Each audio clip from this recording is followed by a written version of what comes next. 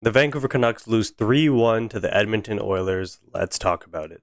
And just before we begin, I just want to let you guys know that I will be live streaming the Vancouver Canucks versus the St. Louis Blues on this YouTube channel. So come on and join the stream if you want to watch the game with somebody. If you just don't have anybody to watch it with, even though it is technically Thanksgiving, but if you do want to watch my reaction as the game goes on, join the live stream on this channel.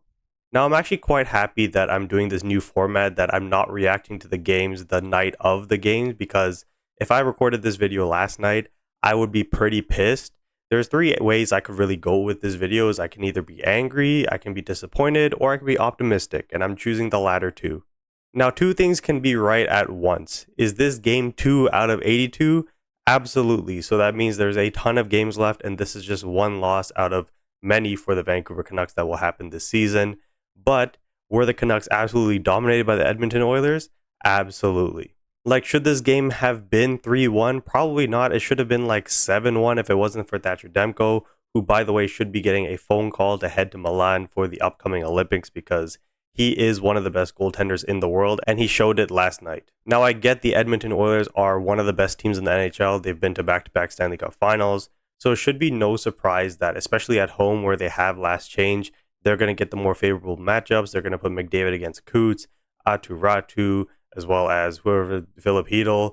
And so they're going to keep him away from the Pedersen line. And they did just that. And they absolutely dominated this game. And like, it's only game 2. So I'm okay with them losing. It's just the way that they ended up losing. It's like there wasn't really much fight back. And it's not like they didn't try, because there's a lot of players on this team who did try last night.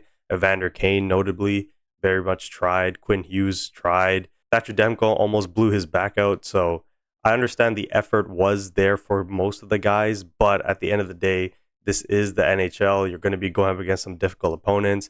Dallas Stars are coming around the corner, so it is going to be difficult on some nights, but the fact that they lost in that matter was a little bit disappointing. Now, we don't really need to go into too much detail about the game itself. I mean, the 2 Edmonton goals came off of 2 turnovers, but those are just byproducts of the dominance that they showed. They were handling the puck in the offensive zone.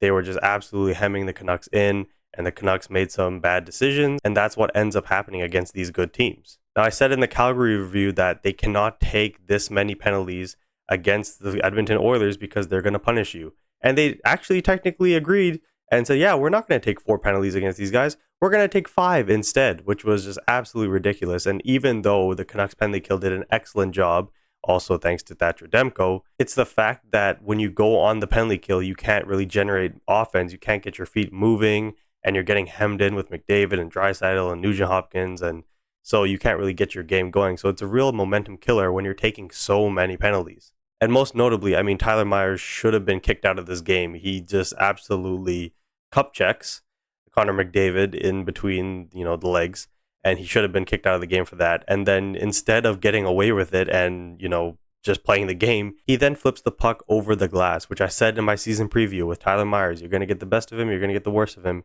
He needs to limit those stupid penalties of flipping the puck over the glass, and he loves dumping the puck off the glass, and he just put too much on it, and he put it over, and the Canucks go back to the penalty kill. And then we got Evander Kane's first penalty of the season, which wasn't the worst, to be honest. He was just trying to fight for the puck along the boards, and then his stick goes up, and it catches the Edmonton Oilers player in the face.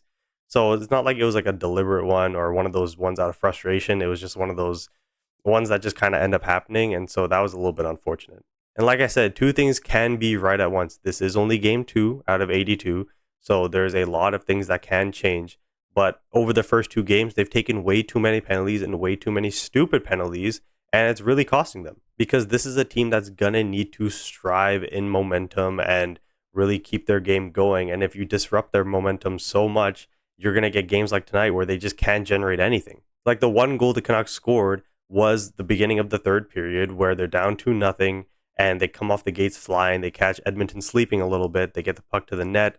Brock Besser then sweeps it towards the net, and he scores. Like, you just need to keep that momentum going. And then Philip Hedl takes a stupid penalty in the 3rd period to disrupt all of that momentum. A big talking point from this game was Elias Pettersson. I mean, he wasn't even matched up against McDavid. He wasn't matched up against Nugent Hopkins. He was matched up against Philp. Not Philip, not Phil, Philp. And Philp got a goal in this game. He got the first goal for the Edmonton Oilers, his first goal in his career. and he outplayed Elias Pettersson, which is just not good enough. And when Pettersson did get those matchups against McDavid, he went 0 for 5 on the faceoffs. Like, you need to be the best player on this team. And yes, I know it's Connor McDavid, but you need to put up some sort of fight, and we just didn't see that last night. The second line, and Philip Hedl in particular, had a terrible night. Like, I mean, the giveaway on the second goal was just absolutely inexcusable towards the end of the period. He shoulder checks, he sees he has two guys, and then he just spins and throws it in front, doesn't see the Edmonton player, and then Mangiapane scores, which was very unfortunate. And then the third period, he takes a penalty to kill our momentum. And yeah, he was just having a terrible night all in all, and we saw the best of him in the Calgary game, and we saw the worst of him in the Edmonton game. And when an experienced team like the Oilers at home can pick and choose their matchups, they're going to go after the guy who can't really play defense. Philip Hedl is a fantastic offensive player, but defensively, we know he has his flaws. And then your only two other options are Atu Ratu, who's in his second NHL season, and Braden Coots, who's in his first NHL season. So it's really not ideal. Even if Teddy Blueger was in the game, I don't think he would have done enough to really slow down McDavid and company. So the Canucks really need a second line center who can match up defensively against other teams, because even when JT Miller was here, it's not like he was this defensive stalwart, but he did play very physical defense on guys and made it difficult for them to do anything. Yes, I know there's the 3-on-3 overtime stuff, but I'm talking about just in general at 5-on-5, he was a competent defensive player. The third line with Kane, Coots, and Lekramaki, I mean, Kane, he tried his best. He was physical. He was, being in the face of the Oilers. He had a couple of chances, nothing crazy. Braden Coots, I mean, could only do so much as an 18-year-old against the back-to-back Stanley Cup finalists from the Western Conference.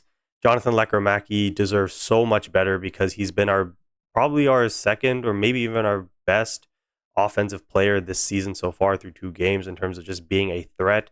And at the end of the game, the Canucks are on a 6-on-4, and Jonathan Lekramaki wasn't one of those players. Now, I understand Adam Foote, a bit of an inexperienced head coach, throws out Filip Hronek out there for his shot, which is a hard shot, but Filip Hronek isn't somebody who can score 20 goals in a season.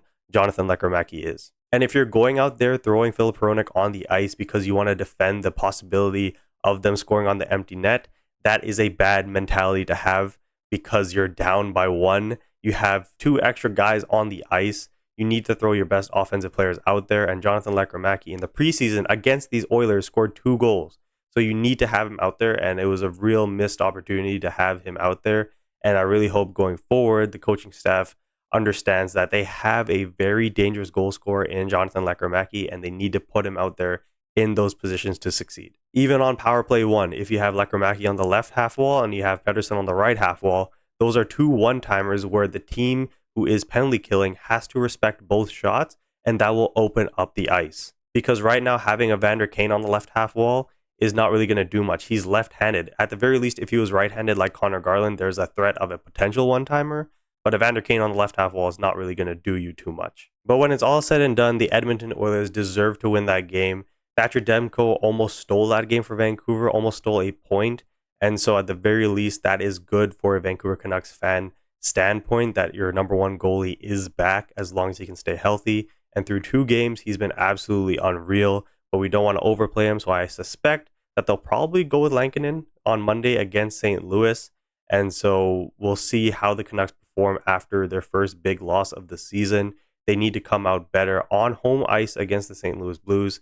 And yeah, I just hope that at the very least they mix up the lines a little bit. I think that second line needs a little bit more of a kick to it, especially against the good teams. And teams like St. Louis, Calgary, LA, you're going to be competing with these kind of teams. So you definitely need to get 2 points. And speaking of Calgary and LA, a silver lining for yesterday's game is that yes, the Canucks lost in regulation, but so did the Flames and so did the LA Kings. Now granted, the Calgary Flames lost in regulation to the St. Louis Blues, which is not ideal, but at the end of the day, you can go against St. Louis on Monday and take all 2 points. I think we just need to have a little bit more patience as a fan base. Like Pettersson, I know didn't have a great game. He did pick up a point against Calgary, so let's just relax a little bit. It's only 2 games.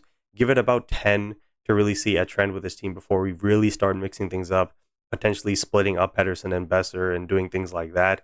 But it's just 2 games. You're going up against a very good team in the Edmonton Oilers, which again is not really one of the teams you're going to be competing with. at the end of the season. Most likely it's going to be Vegas and Edmonton as that 1-2 spot in the Pacific Division. Realistically, with this version of the Canucks team, you're competing against Calgary, LA, St. Louis. So just win the games that you're expected to win. And if your goalie is going to give you opportunities to steal a point, at least put a better effort than what you did against Edmonton. So that is going to be it for this video. I think it's going to be a little bit of a shorter one today, but I mean, there's not much to say when your team gets dominated like this against the Edmonton Oilers. But the Canucks are back on Monday against the St. Louis Blues, which again, I will be live streaming on this channel. So make sure you stay tuned for that. And like always, make sure to leave a like and subscribe for more. Peace.